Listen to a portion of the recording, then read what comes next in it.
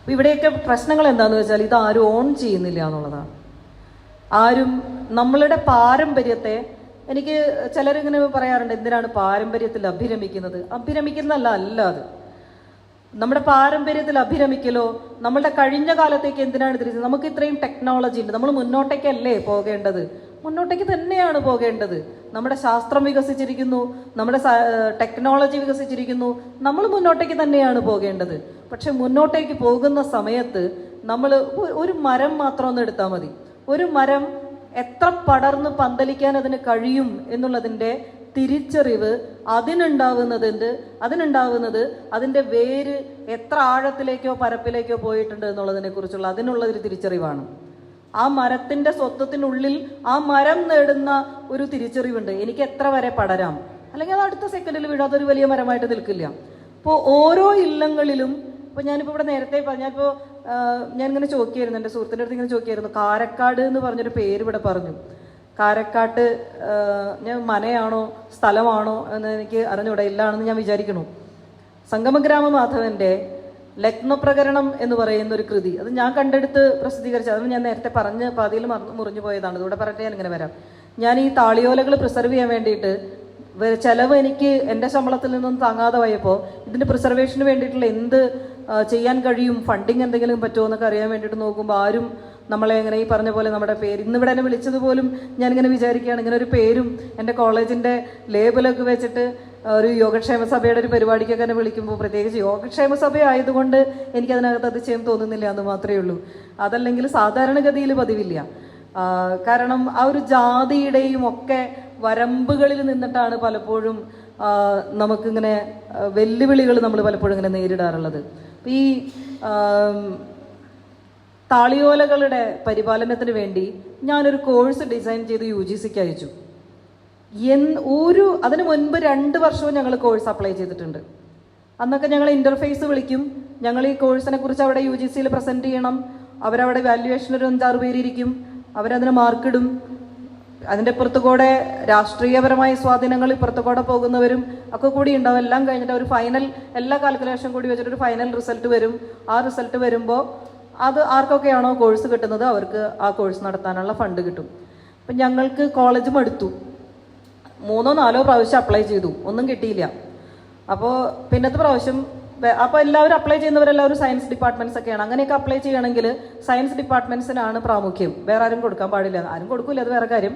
എന്നാലും താല്പര്യപ്പെട്ടാലും ഹ്യൂമാനിറ്റീസുകാരോടൊന്നും കൊടുക്കണ്ടെന്ന് പറയും പ്രിൻസിപ്പൽ. അപ്പോൾ ഞങ്ങൾ പിന്നത്തെ പ്രാവശ്യം വന്നപ്പോൾ ആർക്കും താല്പര്യം, ഇത് കൊടുത്താലും കിട്ടുമൊന്നുമില്ല എന്ന് പറഞ്ഞു. അപ്പം ഞാൻ പോയിട്ട് സിസ്റ്ററോട് ചോദിച്ചു, ഞാനൊരു കോഴ്സ് ഡിസൈൻ ചെയ്ത് കൊടുത്തോട്ടെ എന്ന് ചോദിച്ചു. കൊടുത്തു, അത് കിട്ടാനൊന്നും പോണില്ല പറഞ്ഞു. ഞാനങ്ങനെ ഈ താളിയോല പരിപാലനത്തിനൊരു കോഴ്സ് ഡിസൈൻ ചെയ്ത് BA മലയാളത്തിൻ്റെ സ്കിൽഡ് കമ്പോണൻ്റ് ആയിട്ട് ഒരു കോഴ്സ് ഡിസൈൻ ചെയ്ത് UGCക്ക് അയച്ചു. ഞങ്ങളിങ്ങനെ ഇൻ്റർഫേസ് എങ്കിലും വിളിച്ചാൽ സിസ്റ്ററിൻ്റെ മുന്നിലൊന്ന് തലപൊക്കി നിൽക്കാമായിരുന്നു, അല്ലെങ്കിൽ ഇങ്ങനെ കാണുമ്പോൾ എന്തായി നിങ്ങളുടെ കോഴ്സ് പോയിട്ട് എന്നുള്ളൊരു ചോദ്യമെങ്കിലും കേൾക്കാതിരിക്കാമായിരുന്നു. ഇരിക്കുന്ന സമയത്ത് ഒരു ദിവസം സിസ്റ്റർ വിളിച്ചിട്ട് ഒന്ന് ഓഫീസ് വരെ വരുമോ എന്ന് ചോദിച്ചു. ഞാൻ ഓടി ഓഫീസിൽ ചെന്നപ്പോൾ ഒരു സാങ്ഷൻ ലെറ്ററാണ് വന്നിരിക്കുന്നത്. 1.25 കോടി രൂപ ആ കോഴ്സ് നടത്താൻ. 2018 വന്ന ഒരു സ്കീമാണത്. ഞാൻ ഞെട്ടിപ്പോയി. ഞാനതിന് മുൻപ് എനിക്കൊരു നല്ല ക്യാമറ മേടിക്കാൻ വേണ്ടിയിട്ട് ഫോക്ലോർ അക്കാഡമിയിൽ 50,000 രൂപ സാങ്ഷനാക്കി വെച്ചേക്കാണ്. ഫോക്ലോറൊക്കെ ഞങ്ങൾ പ്രിസർവ് ചെയ്ത് തരാം, കഥകൾ സ്കാൻ ചെയ്ത് തരാം എന്നൊക്കെ പറഞ്ഞിട്ട്, മാധവൻ്റെ പേര് പറയാൻ പറ്റില്ലല്ലോ കാരണം അതിൽ വേറെ കുറേ തമാശകളുണ്ട്. അപ്പം ഇത് ഇങ്ങനെ വന്ന സമയത്ത് ഞാൻ അക്ഷരാർത്ഥത്തിൽ ഞാൻ അവിടെ ഇരുന്ന് കരഞ്ഞു. അങ്ങനെ ആ കോഴ്സ് തുടങ്ങുന്ന സമയത്ത് കുട്ടികളെ കാണിച്ചു കൊടുക്കാനായിട്ട് ഒരു താളിയോല വേണം. അപ്പം ഞാൻ താളിയോലകൾ ഞാനിങ്ങനെ കാലങ്ങളായിട്ട് വായിക്കുകയും പ്രിസർവ് ചെയ്യുകയൊക്കെ ചെയ്യാറുണ്ടെങ്കിലും എൻ്റെ കയ്യിലൊന്നും അങ്ങനെ താളിയോലയൊന്നും ഞാൻ കണ്ടിട്ടില്ല. എൻ്റെ കയ്യിൽ ഇങ്ങനെ, അതായത് സ്വന്തമായിട്ടൊരു താളിയോലയൊന്നുമില്ല. പക്ഷെ കുട്ടികളെ പഠിപ്പിച്ചു കൊടുക്കാൻ വേണ്ടിയിട്ടൊരു താളിയോല വേണം. അതിങ്ങനെ ഏതെങ്കിലും ഒരു ഇല്ലത്തുനിന്ന് എടുത്ത് കൊണ്ടുവന്നിട്ട് കുട്ടികളെ കാണിച്ചു കൊടുക്കാനൊന്നും പറ്റില്ല. കാരണം കുട്ടി അതെങ്ങാനും ഇതെങ്ങനെയാണ് തുറക്കുക എന്ന് പറഞ്ഞിട്ട് തുറന്നാൽ തന്നെ തൊടിഞ്ഞു പോയാൽ തീരും. സമയം പ്രശ്നമായോ? അപ്പം ഞാൻ ഇങ്ങനെ അന്വേഷിച്ചപ്പോൾ ഇവിടെ അടുത്തൊരു പുരാവസ്തുക്കാരൻ താളിയോലകൾ വിൽക്കുന്നുണ്ടെന്ന് കേട്ടു. ഇല്ലീഗലാണ്, പക്ഷെ എന്നാലും പ്രിസർവേഷൻ എനിക്ക് പഠിപ്പിക്കാൻ വേറെ ഒരു വഴിയില്ല. കാരണം പുതിയ താളിയോല എടുത്തിട്ട് പ്രിസർവേഷൻ പഠിപ്പിക്കാൻ പറ്റില്ല. 1 നൂറ്റാണ്ട് 2 നൂറ്റാണ്ട് മുമ്പുള്ള ഡോക്യുമെന്റിൽ എങ്ങനെയാണ് പ്രിസർവേഷൻ നടത്തേണ്ടത് എന്നാണ് എനിക്ക്, കെമിക്കൽ പ്രിസർവേഷനാണ് പിള്ളേരെ പഠിപ്പിച്ചു കൊടുക്കേണ്ടത്. ഞാൻ അവിടെ ചെന്ന് അവിടെ നോക്കുന്ന സമയത്ത് അയാൾ എന്നോട് പറഞ്ഞു, അയ്യോ ടീച്ചറെ നേരം വൈകിപ്പോയി, എൻ്റെ കയ്യിൽ 2 എണ്ണം ഉണ്ടായിരുന്നു, അതൊരാൾക്ക് ഞാൻ വിറ്റു, അതൊരു 10,000 രൂപയൊക്കെ വരും എന്ന് പറഞ്ഞു. ഞാൻ ദൈവമേ 10,000 രൂപയ്ക്ക് ഞാൻ ഇനി എവിടെ പോകും എന്ന് വിചാരിച്ച് ആ ഫണ്ടൊന്നും എടുത്ത് ഇങ്ങനെ മേടിക്കാൻ പറ്റില്ലല്ലോ. ഞാനിങ്ങനെ നോക്കുമ്പോൾ പറഞ്ഞു, ടീച്ചർ ഒരു കാര്യം ചെയ്തു, ഒരു 5-6 കഷ്ണം കിടക്കുന്നുണ്ട്, ഒരു ചാക്ക് ചിരടിയിൽ കെട്ടിയതാണ്, വേണമെങ്കിൽ അത് കൊണ്ടൊക്കോ, അതിനൊന്നും തരണ്ട എന്ന് പറഞ്ഞു. ഞാൻ പറഞ്ഞു അതല്ല, ഞാൻ എന്തായാലും ഞാൻ എടുക്കുകയല്ലേ, എൻ്റെ കയ്യിലേക്ക് സ്വന്തമായിട്ടൊരു ഓലക്കഷ്ണം ഇങ്ങനെ വരണതല്ലേ, ആരോ പണ്ട് എന്താണെന്നൊന്നും അറിഞ്ഞുകൂടെങ്കിൽ ആരോ ജാതകം എന്തോ ആണെന്ന് പറഞ്ഞു. അപ്പോൾ എൻ്റെ കൂടെ ഉണ്ടായിരുന്ന ആൾ പറഞ്ഞു, ജാതകമൊന്നും അങ്ങനെ വീട്ടിൽ കൊണ്ട് വയ്ക്കാൻ പാടില്ല, നമുക്ക് ദോഷം വരുമെന്ന് പറഞ്ഞു. ഞാൻ പറഞ്ഞു കുട്ടികളെ പാടിപ്പിക്കാൻ വേണ്ടിയിട്ട് ഇനിയിപ്പോൾ വേറെ നിവൃത്തിയൊന്നും ഇല്ല എന്നുണ്ടെങ്കിൽ എന്തായാലും എടുക്കാം എന്ന് പറഞ്ഞ് ഞാൻ ആളുടെ കയ്യിൽ നിന്ന് അത് കൊടുത്ത് ഞാൻ വാങ്ങി. ഞാനൊരു ഓട്ടോ വിളിച്ചാൽ പോയേ, ഞാനത് തിരിച്ച് വണ്ടിയിലിരുന്നിട്ട് തന്നെ വെറുതെ ഇങ്ങനെ നോക്കുമ്പോൾ എനിക്ക് നല്ല പരിചയമുള്ള 2-3 വാക്കുകൾ, അതായത് ഇങ്ങനെ ജ്യോതിശാസ്ത്രപരമായ ചില കോഡുകളുണ്ട്. മൃഗകർക്കടാദ്യു, വണികജാതി, അങ്ങനെ പോലെയുള്ള കുറേ സാധനങ്ങളുണ്ട്. ഇപ്പം ലഗ്നപ്രകരണത്തിൽ ഇങ്ങനെ ഒരു വരിയുണ്ട്. ലഗ്നപ്രകരണത്തിൻ്റെ ഒരു ഹാൻഡ് റിട്ടൺ മാനുസ്ക്രിപ്റ്റ് ഞാൻ നോട്ട്ബുക്കിൽ എഴുതിയതിൻ്റെ ഒരു സ്ഥലത്തുനിന്ന് വേറൊരു സ്ഥലത്തുനിന്ന് കണ്ടിട്ടുണ്ടായിരുന്നു. പക്ഷെ അത് തെറ്റാണ് എന്ന് വിചാരിച്ചിരിക്കുന്നത്. കാരണം അത് 6 അധ്യായം കഴിഞ്ഞപ്പോൾ അത് അവസാനിച്ചു. അവിടെയാണ് ഞാൻ ഈ കാരക്കാട് എന്നുള്ള പേര് കണ്ടത്. ഞാൻ ഇത് കണ്ടപ്പോൾ ഇതിങ്ങനെ ഇരിക്കട്ടെ, വേറെ ഒന്നുകൂടി കിട്ടിയാൽ അത് ഞാൻ കാഞ്ഞാട് മനയിൽ പോയിരുന്നു കുറച്ച് നാൾ ഇതൊന്ന് പഠിച്ചെടുക്കാൻ പറ്റുമോ എന്ന് നോക്കി. അപ്പോൾ മാഷ് ഇങ്ങനെ പഠിപ്പിച്ചു തന്നു കുറേയൊക്കെ. എന്നിട്ട് പറഞ്ഞു, ടീച്ചർ ഇത് മുഴുവൻ അബദ്ധ, കാരണം സ്ക്രൈബൽ എറേഴ്സാണ് കൂടുതൽ, ഇതിൻ്റെ വേറൊരു കോപ്പി കിട്ടിയാൽ നമുക്കിത് വായിക്കാം എന്ന് പറഞ്ഞു. അപ്പം ഞാൻ എല്ലാ ദിവസവും നേരം വെളുക്കുമ്പോൾ എടുക്കും, വായിക്കും, വൈകുന്നേരം എടുത്ത് വായിക്കും, കിടക്കാൻ നേരത്ത് ഒന്നുകൂടെ വായിക്കും, ഇതിങ്ങനെ എഴുതി പഠിക്കും, ഒക്കെ പഠിക്കും. അങ്ങനെ വളരെ പരിചിതമായി 1.5 കൊല്ലം കൊണ്ട് പരിചിതമായ കുറേ വാക്കുകൾ ഉണ്ടായിരുന്നു. ആദ്യം ഞാൻ നോക്കുമ്പോൾ ഈ വാക്കുകളാണ് ഞാനതിൽ ആദ്യം കണ്ടത്.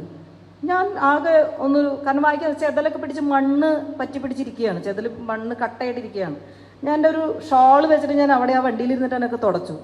അപ്പോൾ നോക്കുമ്പോൾ അതിൽ എഴുതി വെച്ചിരിക്കുകയാണ്, ഇത് ലഗ്നപ്രകരണേ സപ്തമോധ്യായ. ഞാൻ ഞെട്ടിപ്പോയി. കാരണം ഞാനതിന് മുൻപ് എൻ്റെ കയ്യിൽ കിട്ടിയിരുന്ന ആ നോട്ട് പുസ്തകത്തിലെ പകർപ്പ് 6 അധ്യായത്തിൽ അവസാനിച്ചിരിക്കുക. ഷഷ്ടോധ്യായ പറഞ്ഞ് അവസാനിച്ചിട്ട് ഇത് ലഗ്നപ്രകരണം സമാപ്തം എന്ന് എഴുതി വെച്ചിരിക്കുക. അപ്പോൾ ഞാൻ മാധവൻ്റെ ലഗ്നപ്രകരണമാണെങ്കിൽ അതിന് 8 അധ്യായം ഉണ്ട്. അപ്പോൾ 8 അധ്യായമുള്ളൊരു പുസ്തകത്തിൽ ഇത് ലഗ്നപ്രകരണം സമാപ്തം എന്ന് പറഞ്ഞ്, മറ്റേതിനൊക്കെ പ്രഥമോധ്യായ സമാപ്ത, ചതുർത്ഥോധ്യായ, പഞ്ചമോധ്യായ, ഇതൊക്കെ ഓരോന്ന് എഴുതി. ഇത് മാത്രം ലഗ്നപ്രകരണം ശുഭം എന്ന് പറഞ്ഞ് എഴുതി വെച്ചിട്ടുണ്ട്. ഇതിൽ ഞാൻ കാണുന്ന വരിയാണ് സപ്തമോധ്യായ. ഞാൻ ഓടി ലാബിലേക്ക്, ഞാനൊന്ന് കുറേ താളിയോലേക്ക് ഇങ്ങനെ ഇഞ്ചിപ്പിലിൻ്റെ തൈലൊക്കെ മേടിച്ച് വെച്ചിട്ടുണ്ടായിരുന്നു. അത് മുഴുവൻ ക്ലീൻ ചെയ്തെടുത്തപ്പോൾ 3 മുതൽ 8 വരെയുള്ള അധ്യായങ്ങളാണ്. ഞാൻ വീണ്ടും ഞാൻ കരഞ്ഞതാണോ സന്തോഷം കണ്ടാണോ എന്ന് എനിക്ക് അറിഞ്ഞുകൂടാ. ഇതിന് ഏത് നിശ്ചയദാർഢ്യം എന്നാണ് ഞാൻ വിളിക്കേണ്ടത്. അത് നിയോഗം എന്നൊക്കെ പറയുന്ന സമയത്ത് എനിക്കറിയില്ല. ഞാൻ പലപ്പോഴും ഇങ്ങനെ മടി പിടിച്ചിരിക്കുന്ന സമയത്ത് ആരെങ്കിലും എന്നെ വന്ന് വിളിക്കും, മുന്നിൽ നടക്കാൻ പറയും. പോയിട്ട് ഞാനിങ്ങനെ വിചാരിക്കാം, എന്നെ പോയി പറഞ്ഞിട്ട് വന്നാൽ മതി എന്ന്, പറഞ്ഞിട്ട് വീട്ടിൽ കയറിയാൽ മതി എന്ന് പറയുന്നത് പോലെ ഞാൻ എൻ്റെ ഗവേഷണവുമായി ബന്ധപ്പെട്ട ഏത് നാഴികക്കല്ലുകൾ പിന്നിട്ടിട്ടുണ്ടോ അവിടെയൊക്കെ ഇതുപോലെ ഞാനായി ഇറങ്ങി തിരിച്ചിടത്തല്ല, എന്നെ ആരോ വന്ന് വിളിച്ച് നിർത്തിയിടത്താണ് ഞാൻ നിന്നത് എന്ന് പൂർണ്ണ ബോധ്യമുള്ള ഒരാൾ കൂടിയാണ് ഞാൻ. അപ്പോൾ ഞാൻ ഈ ലഗ്നപ്രകരണത്തിൻ്റെ നോട്ട് പുസ്തകം താളിയോലകൾക്കും നോട്ട് പുസ്തകത്തിലുള്ള പകർപ്പുകൾക്കും ഒരു പ്രത്യേകത കൂടിയുണ്ട്. ഇതിങ്ങനെ പകർപ്പെഴുത്തുകാരൻ്റെ പേര് കൂടി വരും. ഈ പകർപ്പെഴുത്തുകാർ അതിനകത്ത് ഇങ്ങനെ എഴുതി വെച്ചിരിക്കുന്നത് ഇതാണ്: കാരാരണ്യാധിവാസേന കൈലാസേനാൽപബുദ്ധിന ഇത് ലഗ്നപ്രകരണം ജേതൽ പുസ്തകം ലിഖിതം ശുഭം എഴുതി. അപ്പോൾ ഇതിങ്ങനെ വായിച്ചെടുക്കുന്ന സമയത്ത് വാസുദേവ മാഷാണ് എന്നോട് പറയുന്നത്, കാരാരണ്യാധിവാസേന, കാരാരണ്യം എന്ന് പറയുന്നൊരു സ്ഥലത്തു നിന്നാണോ ഇല്ലത്തു നിന്നാണോ അറിയില്ല, വസിക്കുന്ന കൈലാസേനാൽപബുദ്ധിന, കൈലാസൻ എന്നു പേരുള്ള, അല്പബുദ്ധി എന്നൊക്കെ പറയുന്നത് നമ്മൾ വിനയം കൊണ്ട് പറയുന്നതാണ്. ഇന്ന് ആ ഒരു ടെക്സ്റ്റ് എടുത്ത് വായിക്കുന്ന ആൾ പറയും അയാൾ എന്തോ ഒരു മന്ദബുദ്ധി ആയിരുന്നു, അതുകൊണ്ടാണ് അല്പബുദ്ധി എന്ന് എഴുതി വെച്ചതെന്നൊക്കെ പറഞ്ഞു കളയും. കാരണം നമ്മളിന്ന് പുസ്തകത്തിൻ്റെ പേരോ ഇതൊന്നുമല്ല, എഴുത്തുകാരൻ്റെ കവറും എഴുത്തുകാരൻ്റെ തലയും എഴുത്തുകാരൻ്റെ പേരുമാണ്. ഇപ്പം MT എഴുതിയിട്ട് അടിയിൽ ചിലപ്പോൾ 4 കെട്ട് എഴുതിയിട്ടുണ്ടാവും. അങ്ങനെ ആ ഒരു കാലഘട്ടത്തിൽ ജീവിക്കുമ്പോൾ അല്പബുദ്ധിനാന്നൊക്കെ പറഞ്ഞ് ലേഖനത്തിൽ എഴുതുമ്പോൾ നമ്മൾ പേടിക്കണം. ആൾക്കാരൊക്കെ നിങ്ങൾ നോക്കൂ, ആ ലേഖനത്തിൽ തന്നെ അദ്ദേഹം തന്നെ സൂചിപ്പിച്ചിരിക്കുന്നു അദ്ദേഹം ഒരു മന്ദബുദ്ധിയാണെന്നൊക്കെ പറഞ്ഞ് വാദിക്കുന്ന ആൾക്കാരുണ്ടാവും. അപ്പോൾ ഈ കാരാരണ്യം എന്ന് പറയുന്ന വാക്ക് കാരക്കാടാണ് എന്ന് പറയുന്നത് ആദ്യമായിട്ട് ഞാൻ അന്ന് കുറേ വർഷങ്ങൾക്ക് മുമ്പ് ഞാൻ വാസ്തവ മാഷ് പറഞ്ഞിട്ടാണ് ഞാൻ കേട്ടിട്ടുള്ളത്. അതുപോലെ ചിലപ്പോഴൊക്കെ നിങ്ങളുടെയൊക്കെ ഇപ്പോൾ ഈ പായ്ക്കാട്ട് എന്ന് പറയുന്ന ഒരു ഇല്ലം കേട്ടിട്ടുള്ളത് പോലെ പല ഇല്ലങ്ങളുടെ പേരുകളും അവിടെ അതുപോലെയാണ്. മാധവന്റെ ഇല്ലത്തിൻ്റെ പേരും ബഗുളാധിഷ്ഠിത വിഹാരം എന്നാണ് മാധവൻ എഴുതി വെച്ചിരിക്കുന്നത്. ബഗുളാധിഷ്ഠിത വിഹാരത്തിലെ മാധവൻ എന്ന് പേരായ ഞാൻ. ഒരിക്കൽ ഒരാളെൻ്റെ അടുത്ത് വന്നിട്ട് പറഞ്ഞു, ആ ഇല്ലൊന്നും അല്ല അത്, അവിടെ ഇലഞ്ഞി കാണാനില്ല. അപ്പോൾ ഇങ്ങനെയല്ല നമ്മൾ ഒരു കൃതിയെ വായിക്കേണ്ടത്, ഒരു വരിയെ വായിക്കേണ്ടത് എന്ന് ആരോടാണ് പറയുക? അതിനിടയിൽ ഇവരുടെ ഇല്ലത്തേക്ക് ചെല്ലുന്ന സമയത്ത് എന്നോട് ക്ഷമിക്കണം കേട്ടോ, ഇവരുടെ ഇല്ലത്തേക്ക് ചെല്ലുന്ന സമയത്ത് ഇവിടെ ആണോ ആവോ, ഞങ്ങൾക്ക് അറിഞ്ഞുകൂടാ, ഞാൻ ഇവിടെ ഒന്നുമില്ല, ഇതല്ല, ഇതൊന്നും ആവില്ല എന്നാണ്. അപ്പോൾ ഞാൻ നിങ്ങളുടെ ഈ അതിവിനയവും ഇങ്ങനെ ഇതില്ല എന്ന് പറയുന്നത് ഞങ്ങളെപ്പോലെയുള്ളവരെ ഒരു ഒരു പരിധിക്കപ്പുറം കടക്കാൻ ഞങ്ങൾ തടയപ്പെടും. കാരണം ഒരു പക്ഷേ ചിലപ്പോൾ നിങ്ങളുടെ കയ്യിലിരിക്കുന്ന ഒരു ഡോക്യുമെൻ്റ് വായിക്കാനോ മനസ്സിലാക്കാനോ നിങ്ങൾക്കാവില്ല കഴിയുക. അത് ആ ലിപി പഠിക്കുകയും അത് പരിചയിക്കുകയും ചെയ്യുന്ന മറ്റൊരാളുടെ ഒരു സഹായം ചിലപ്പോൾ ആവശ്യമുണ്ടാവും. മാത്രമല്ല ഇത് നമ്മളൊരു സ്ഥലത്ത് ഇപ്പം ഈ കാവില്ലത്ത് ഞാൻ പോയ സമയത്ത് ഞാൻ നോക്കുമ്പോൾ 29 എണ്ണം ഗണിത ഗ്രന്ഥമാണ്. ഞാൻ ഓൺലൈൻ ഇങ്ങനെ നോക്കി, ഇങ്ങനെ ടൈറ്റിൽ നോക്കി വായിച്ച അതിൻ്റെ ആദ്യത്തെ വരിയിലുണ്ടാവും. അത് നോക്കുമ്പോൾ 29 എണ്ണം ഗണിത ഗ്രന്ഥമാണ്. അപ്പോൾ ഞാൻ ചോദിച്ചു, ഞാൻ വന്നാൽ എനിക്ക് വായിക്കാൻ തരുമെന്ന് ചോദിച്ചു. പറഞ്ഞു, ടീച്ചറെ ഞാൻ അച്ഛനോട് ചോദിച്ചിട്ട് പറയാം. അപ്പോൾ അച്ഛനോട് ചോദിച്ചിട്ട് പറഞ്ഞു. ഞാൻ പറഞ്ഞു, ശരി, ഞാൻ എന്നാൽ വരാം, വന്നിട്ട് ഞാൻ വായിച്ച് ഞാൻ നിങ്ങൾക്കത് പ്രിസർവ് ചെയ്ത് തിരിച്ചു തരാം. കാരണം അതിരിക്കുന്നത് വല്ലാത്തൊരു തുറക്കുന്ന സമയത്ത് തന്നെ പൊടിയുന്ന ഒരു അവസ്ഥയാണ്. അവരുടെ മുത്തച്ഛൻ്റെ കാലത്ത് പോലും തുറന്നിട്ടില്ല. ഒരു തൊട്ടിലിൽ ഇങ്ങനെ തൂക്കിയിട്ടിരിക്കുകയാണ്. 106ഓളം ഗ്രന്ഥക്കെട്ടുകളുണ്ട്. ഞാൻ അവിടെ ചെന്നപ്പോൾ പക്ഷെ അവർ പറഞ്ഞു, ഇത് കൊണ്ടുപോകാൻ പറ്റില്ല. കൊണ്ടുപോകാൻ പറ്റില്ല, ഇവിടെ ഇരുന്ന് വേണമെങ്കിൽ നിങ്ങൾക്ക് മറിച്ച് നോക്കാം, പക്ഷെ കൊണ്ടുപോകാൻ പറ്റില്ല എന്ന് പറഞ്ഞു. ഒരു ഓല വായിക്കാൻ ഒരാഴ്ച വേണം. കാരണം അതിൻ്റെ ലിപി നമ്മൾ ആദ്യം അതിൻ്റെ ഐ കോപ്പി എടുക്കണം, പിന്നെ അത് പകർത്തി എഴുതി ഈ അക്ഷരം തന്നെയാണോ ആ അക്ഷരമാണോ എന്നൊക്കെ നോക്കി മറിച്ചൊക്കെ വായിച്ച് വരുമ്പോൾ. അപ്പം ഞാൻ അവരുടെ വീട്ടിൽ എത്ര കാലം താമസിച്ചാലാണ് ഈ എൻ്റെ ആയുസ് മുഴുവൻ എടുത്താൽ പോലും ആ ഗ്രന്ഥങ്ങൾ വായിക്കാൻ കഴിയില്ല. അവസാനം ഞാനിവിടെ നിന്ന് എൻ്റെ വണ്ടിയൊക്കെ എടുത്തിട്ടാണ് പോയത്. അവിടെ ചെന്ന് കഴിഞ്ഞപ്പോൾ അപ്പോൾ എൻ്റെ ഹസ്ബൻഡ് ഉണ്ടായിരുന്നു കൂടെ. പറഞ്ഞു, എന്നാൽ കുഴപ്പമില്ല, നീ പോവാം, വാ, സാരില്ല, പോവാം എന്ന് പറഞ്ഞു. അപ്പോൾ എന്നെ വിളിച്ചുകൊണ്ട് പോയ ആ പയ്യൻ അവനാകെ സങ്കടമായി. അപ്പോൾ പറഞ്ഞു, സാരില്ല ടീച്ചർ, ഞാൻ അച്ഛനെ എങ്ങനെയെങ്കിലും പറഞ്ഞ് സമ്മതിപ്പിക്കാം. അപ്പോൾ ടീച്ചർക്ക് എന്ന് എനിക്കിത് തിരിച്ചു തരാൻ പറ്റുമെന്ന് ചോദിച്ചു. അപ്പോൾ ഞാൻ പറഞ്ഞു, ഞാൻ ഒരു കാര്യം ചെയ്തോളൂ, എനിക്കൊരു 10 ദിവസം എനിക്ക് തരാണെങ്കിൽ ഈ 29 ഗ്രന്ഥം ഞാൻ പ്രിസർവ് ചെയ്ത് ഡിജിറ്റൈസ് ചെയ്ത് തരാം. ശരി, അന്ന് ടീച്ചർ കൊണ്ടുപോയിക്കോളൂ എന്ന് പറഞ്ഞു. അങ്ങനെ അവരുടെ അച്ഛൻ്റെ അനുവാദം കിട്ടി. ഞാൻ അവിടെ വന്നു. ഞാൻ രാത്രിയും പകലും ഞാൻ ആ ലാബിൽ ഒരാളെ നിർത്തി ഞാൻ ആ വർക്ക് കംപ്ലീറ്റ് ആക്കി. അവരത് കൊണ്ടുപോകാൻ വന്നു. തിരിച്ചു കൊണ്ടുപോകാൻ വന്ന സമയത്ത് ഞാൻ മുമ്പ് സാമ്പിൾ ഇമേജസ് അയച്ചു കൊടുത്തിരുന്നു. അവർക്ക് തന്നെ മനസ്സിലായി അത് അതിന് മുമ്പുള്ളതും ശേഷമുള്ളതുമായിട്ടുള്ള ഒരേല വ്യത്യാസം. പിന്നെ വന്നപ്പോൾ അവർ ടീച്ചറെ എല്ലാം ടീച്ചർ പ്രിസർവ് ചെയ്തോളാൻ അച്ഛൻ പറഞ്ഞു. ഇതൊരു ട്രസ്റ്റിൻ്റെ പ്രശ്നമാണ്. കാരണം ഒരു പക്ഷേ പലരുടെയും കൈവശത്തിരിക്കുന്ന സംഭവങ്ങളൊക്കെ കൈമാറി പോയിട്ടുണ്ടാവാം, തിരിച്ചെത്തിയിട്ടുണ്ടാവില്ല. ഇവിടെയാണ് തരണല്ലൂർ മനയെന്നൊക്കെ പോയിട്ടുള്ള 170 മറ്റോ ഗ്രന്ഥങ്ങളാണ് ഞാൻ അവിടുത്തെ ഡോക്യുമെൻ്റ് പരിശോധിക്കുന്ന സമയത്ത് രജിസ്റ്ററിൽ എൻട്രി ഉള്ളത് കാലിക്കറ്റ് യൂണിവേഴ്സിറ്റിയിലേക്ക്. അതൊരു ദുരന്തമായി മാറി എന്നുള്ളതാണ്. അവിടുത്തെ ഒരു പ്രിസർവേഷൻ ഒരു ഈ പറഞ്ഞ പോലെ സ്ഥാപനങ്ങളിലൊക്കെ ഞാനൊരിക്കലും മാനുസ്ക്രിപ്റ്റ് ശേഖരിക്കില്ല. അതിൻ്റെ കാരണം എന്താ വെച്ചാൽ ഞാൻ നാളെ ഇറങ്ങിപ്പോകാനുള്ള സ്ഥലമാണ് ഞാൻ വർക്ക് ചെയ്യുന്ന സ്ഥലം. അതെൻ്റെ വീടല്ല, അതെനിക്ക് ബോധ്യമുണ്ട്, അതെൻ്റെ ജോലി സ്ഥലമാണ്. ഇനി ഇവിടുന്ന് അങ്ങോട്ട് എനിക്കൊരു 5 കൊല്ലം സർവീസേ ഉള്ളൂ. ഈ 5 കൊല്ലം കഴിഞ്ഞ് ഞാനിവിടെ എന്തെങ്കിലും ശേഖരിച്ച് വെച്ചാൽ ഈ 5 കൊല്ലം കഴിയുമ്പോൾ എനിക്ക് ഉറപ്പാണ് അവിടെ അതൊന്നും ഉണ്ടാവില്ല. കാരണം അതൊരു പ്രാന്ത് പോലൊരു ഒരാളുടെ തോന്നലാണത്.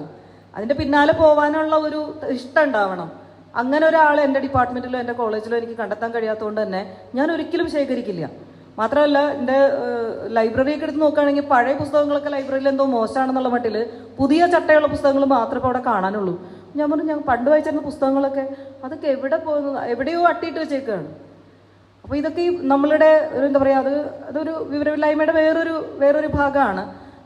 പക്ഷേ ഇത് ഞാൻ പറയാം എങ്ങനെയാണെന്ന് വെച്ചാൽ അവരവരുടെ സ്ഥലങ്ങളിൽ അവരവരുടെ പൈതൃകം ക്ലെയിം ചെയ്യപ്പെടണം എന്നാണ് ഞാൻ പറയാം. അതിനെ ഏത് രീതിയിൽ വിമർശിച്ചാലും ഏത് രീതിയിൽ കുറ്റപ്പെടുത്തിയാലും എന്ത് ഹെജിമണി എന്ന് പറയുമ്പോഴും അത് ക്ലെയിം ചെയ്യപ്പെടേണ്ടതുണ്ട്.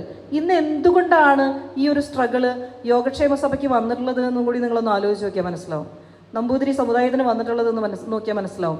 അത് ഒന്ന് ആ ഒരു നമ്മളുടെ രാഷ്ട്രീയ സാഹചര്യങ്ങളിൽ ഇടതുപക്ഷ പ്രസ്ഥാനത്തിൻ്റെ ഭൂപരിഷ്കരണ നിയമവും പോലെ സംഭവങ്ങളൊക്കെ വന്നപ്പോൾ നമുക്ക് സ്വാഭാവികമായും നമുക്കത് പ്രിസർവ് ചെയ്യാൻ കഴിയാത്ത ഒരു സാഹചര്യവും ഒരു ശത്രുത ഒരു ജന്മി കുടിയാൻ എന്ന് പറയുന്നത് ഒരു ശത്രുതാ മനോഭാവത്തിലൂടെ കൊണ്ടുപോയിരുന്ന ഒന്നാണ് എന്നുള്ളൊരു ധാരണയും ഒക്കെ വന്നു. ഞാൻ പലപ്പോഴും ഇങ്ങനെ വന്നിട്ടുള്ളൊരു സാധനമുണ്ട്. സയൻസ് എന്ന് പറയുന്നത് നമ്മൾ ഡീൽ ചെയ്തിരുന്നത്, നമ്മൾ എന്ന് ഞാൻ ഉദ്ദേശിക്കുന്നത് കേരളത്തിൻ്റെ പഴയ പാരമ്പര്യം ഡീൽ ചെയ്തിരുന്നത് ഇങ്ങനെ ഒരു ലബോറട്ടറി വെച്ച് ഇതൊന്നുമല്ല. നമ്മൾ ആരുടെ പേര് എഴുതിയില്ലെങ്കിലും അവിടെ ഒരു മംഗളശ്ലോകം അല്ലെങ്കിൽ വന്ദന ശ്ലോകം എഴുതി വെച്ചിട്ടുണ്ടാവും. നമ്മളുടെ ഈശ്വരൻ്റെ പേര് പറഞ്ഞിട്ടാണ് നമ്മളൊരു ഗ്രന്ഥം തുടങ്ങുന്നത്. പിന്നെ ഞാൻ നേരത്തെ പറഞ്ഞ ഈ അതിലേക്ക് കൂടി പറഞ്ഞു വന്നിട്ട് ഞാൻ അവസാനിപ്പിക്കാം കേട്ടോ. ഞാൻ ഈ പറഞ്ഞ പോലെ കുറേ കാട് കയറി പോയി തോന്നും. നമ്മൾക്കുണ്ടായിരുന്ന ഒരു പൈതൃകത്തിൽ നമ്മൾക്ക് ഞാൻ ഈ കഴിഞ്ഞ ദിവസം ഇരിങ്ങാലക്കുടയിൽ തന്നെ ശാസ്ത്ര സാഹിത്യ പരിഷത്തിൻ്റെ ഒരു പരിപാടിയിൽ മറ്റേ ചന്ദ്രൻ മാഷ അനുസ്മരണത്തിന് സംസാരിക്കാൻ വിളിച്ചു. അപ്പം ഞാൻ അവിടെ ചെല്ലുമ്പോൾ കേൾക്കുന്ന പാട്ട് ഇതാണ്: കോപ്പർനിക്കസ്, ലെബനിസ് എന്നിവർ തെളിച്ചു തന്നൊരു ശാസ്ത്രമാർഗം, മാനവനാണ് എല്ലാം, മനുഷ്യനാണ് പോരാളി, മനുഷ്യനാണ് എല്ലാം, ഈശ്വരനല്ല എന്നൊക്കെ പറയുന്ന ഒരു പാട്ട്. അപ്പം ഞാൻ അന്ന് പ്രസംഗം പറയുന്ന സമയത്ത് ഇങ്ങനെ പറയുന്നത് അത് ഭയങ്കരമായിട്ട് പിന്നെ അവസാനം ഞാൻ പഴി കേൾക്കപ്പെട്ടു. ഞാൻ കോപ്പർനിക്കസും ലെബനിസും തെളിച്ചു തന്ന മാർഗം പറയാനല്ല ഞാൻ വന്നത്. അവർ ജീവിച്ചിരുന്നതിനേക്കാളും 200-ഉം ന്യൂട്ടൺ ജീവിച്ചിരുന്നതിനേക്കാളും 400-ഓളം വർഷങ്ങൾക്ക് മുൻപും ജീവിച്ചിരുന്ന ഒരാള്, അയാളുടെ മുൻപത്തെ അതുപോലെ സംഗമഗ്രാമമാധവൻ തുടങ്ങി വെച്ച സരണിയുമല്ല കേരളീയ ഗണിത സരണി. നമ്മൾ പഴയ കാലെടുത്ത് നോക്കുകയാണെങ്കിൽ ഇപ്പോൾ ഈ സംഘം ലിറ്ററേച്ചറിൽ തന്നെ കടൽ പിറകോട്ടിയ ചെങ്കുട്ടുവൻ എന്ന് പറഞ്ഞൊരു രാജാവുണ്ട്. കടൽ പിറകോട്ടിയ ചെങ്കുട്ടുവൻ. കടൽ പിറകോട്ടിയ ചെങ്കുട്ടുവൻ എന്ന് വെച്ചിട്ടുണ്ടെങ്കിൽ കടലിനെ പിന്നിലാക്കി മുന്നോട്ടേക്ക് പോയ ഒരു ചെങ്കുട്ടുവൻ എന്ന് പറയുന്ന ഒരു രാജാവ്. കടലിനെ പിറകിലാക്കി മുന്നോട്ട് പോകണമെന്നുണ്ടെങ്കിൽ അയാൾ കപ്പലിൽ കയറി പോകണം അല്ലേ? കപ്പൽ ഓടിക്കണമെങ്കിൽ അസ്ട്രോണമി അറിയണം, ജ്യോതിശാസ്ത്രം അറിയണം, പോൾ സ്റ്റാർ എവിടെയാണെന്ന് അറിയണം, നാവിഗേഷൻ അറിയണം. അപ്പോൾ ഇത് സംഘം ലിറ്ററേച്ചറിൽ പുറം 400 എടുത്ത് വായിച്ചു നോക്കുന്ന സമയത്ത് ഘോഷയാത്രയാണ് ജ്യോതിശാസ്ത്ര പാരമ്പര്യത്തിൻ്റെ. വേദഗണിതവും അതുപോലെ അതും ഒരു ചെറിയൊരു തെറ്റിദ്ധാരണ കൂടി എനിക്കൊന്ന് പറഞ്ഞു പോകാനുണ്ടെന്ന് തോന്നുന്നു. വേദഗണിതവും സംഗമഗ്രാമ മാധവനോ അദ്ദേഹത്തിൻ്റെ മുൻഗാമികളും ശിഷ്യരും കൈകാര്യം ചെയ്തിരുന്ന ഗണിതവും രണ്ട് സരണിയാണ്. ഇത് സിദ്ധാന്ത തലത്തിലുള്ള ഇന്ന് നമ്മൾ മോഡേൺ മാത്തമാറ്റിക്സ് എന്ന് വിശേഷിപ്പിക്കുന്ന ഡീപ്പർ ലെവലിലുള്ള സിദ്ധാന്തങ്ങൾ ആവിഷ്കരിക്കുന്ന മാത്തമാറ്റിക്സ് ആണ് ഈ ഒരു വഴിയിലൂടെ പോകുന്നത്. മറ്റേത് ത്രികോണമിതി തുടങ്ങിയ മറ്റേ ജാമിതീയ രൂപങ്ങൾ അതിൻ്റെയൊക്കെ ശുൽഭസൂത്രം പോലെയുള്ള ടെക്സ്റ്റുകൾ പറയുന്ന വേദഗണിതം കൈകാര്യം ചെയ്യുന്നത് മറ്റൊരു മേഖലയാണ്. രണ്ടും ഗണിതം തന്നെയാണ്, രണ്ട് മേഖലയാണ്. അതുകൂടി ഞാനൊന്ന് അടിസ്ഥാനപരമായി സൂചിപ്പിച്ചു പോവുക മാത്രമാണ്. മാധവന്റെ തന്നെ കൃതികൾ എടുത്ത് വായിച്ചു നോക്കുന്ന സമയത്ത് നമ്മൾ ഗണിതജ്ഞൻ എന്ന നിലയിൽ മാധവനെ അവതരിപ്പിക്കുമ്പോഴും മാധവൻ അതിനകത്ത് പറയുന്നൊരു വാക്ക് നാള്, പക്കം, തിഥി തുടങ്ങിയ കാര്യങ്ങളിൽ കുറെ കൂടി വ്യക്തത വരുത്തേണ്ടത് ആവശ്യകതയാണ്. ഇതിനു വേണ്ടിയാണ് ഞാൻ ഈ കൃതി എഴുതുന്നത് എന്നൊരു സൂചനയുണ്ട്. മാത്രമല്ല, നമ്മളിന്നിപ്പോൾ റിസർച്ച് പേപ്പർ എഴുതുമ്പോൾ ഒരുപാട് പേരൊക്കെ അക്കാദമിക് തലത്തിൽ പ്രബന്ധങ്ങൾ എഴുതുകയും വായിക്കുകയും പഠിക്കുകയൊക്കെ ചെയ്യുന്നവരുണ്ടാവും. ഇതെഴുതുന്ന സമയത്ത് നമുക്കിതിനൊരു ചട്ടക്കൂടുണ്ട്. ആദ്യം ഒരു തലക്കെട്ടുണ്ടാവും, ശീർഷകം കഴിഞ്ഞാൽ ഒരു അബ്സ്ട്രാക്റ്റ് ഉണ്ടാവും, കീവേഡ്സ് ഉണ്ടാവും, ഒരു introduction, research, review of literature, അങ്ങനെ പറഞ്ഞിട്ടൊരു ഫോർമാറ്റ് ഉണ്ട്. അക്ഷരാർത്ഥത്തിൽ ഈ പറയുന്ന ഫോർമാറ്റ് ഫോളോ ചെയ്യുന്ന ഒരു ടെക്സ്റ്റാണ് മാധവന്റെ വേണുആരോഹം എന്ന് പറയുന്ന കൃതി. പക്ഷെ നമ്മൾ പഠിക്കുന്നത് research methodology, father of research methodology ആരാണെന്ന് ചോദിച്ചാൽ 1640-കളിൽ ജീവിച്ചിരുന്ന ഫ്രാൻസിസ് ബേക്കൺ എന്ന ഒരാളുടെ പേരാണ്. റിസർച്ച് മെത്തഡോളജി നമ്മളുടെ അത് സംഗമഗ്രാമമാധവന്റെ സംഭാവനയാണോ എന്ന് ചോദിച്ചാൽ എനിക്കറിഞ്ഞുകൂടാ. സംഗമഗ്രാമമാധവന്റെ പുസ്തകം ഞാൻ ആ ഫോർമാറ്റിൽ കണ്ടതാണ്. അതാണോ ആദ്യത്തെ പുസ്തകം എന്ന് ചോദിച്ചാൽ അത് നമുക്കതിന് മുമ്പത്തെ കൃതികളും കൂടി ആ ഒരു ആംഗിളിൽ നോക്കിയാൽ മാത്രമേ കിട്ടുള്ളൂ. അപ്പോൾ എനിക്ക് പറയാനുള്ളൊരു കാര്യം എന്താണെന്ന് വെച്ചാൽ, നമുക്കിതിൻ്റെ ആഴത്തിൽ ഇദ്ദേഹത്തെക്കുറിച്ച് നമുക്ക് മനസ്സിലാവണമെന്നൊന്നുമില്ല. മാധവന്റെ കോൺട്രിബ്യൂഷൻസിനെ കുറിച്ച് ആഴത്തിൽ മനസ്സിലാവണമെന്നില്ല. വളരെ ലളിതമായി മനസ്സിലാക്കിയാൽ മതി. വളരെ കൃത്യമായി പറയുകയാണെങ്കിൽ കത്തോലിക്ക സഭ 16-ാം നൂറ്റാണ്ട് വരെയും വിശ്വസിച്ചിരുന്നത് ഭൂമി പരന്നതാണെന്നാണ്, അല്ലേ? ഭൂമി ഉരുണ്ടതാണെന്ന് പറഞ്ഞ ആളുകളെയൊക്കെ കൊന്നു കളഞ്ഞിട്ടുള്ള ഒരു ചരിത്രമാണ് സഭയ്ക്കുള്ളത്. അതിനാണ് ഒരു 2000 ആണ്ടിൽ ജോൺ പോൾ മാർപ്പാപ്പ ഒരു വലിയ മാപ്പുയാചന നടത്തിയ ഒരു ചരിത്രമുണ്ട്.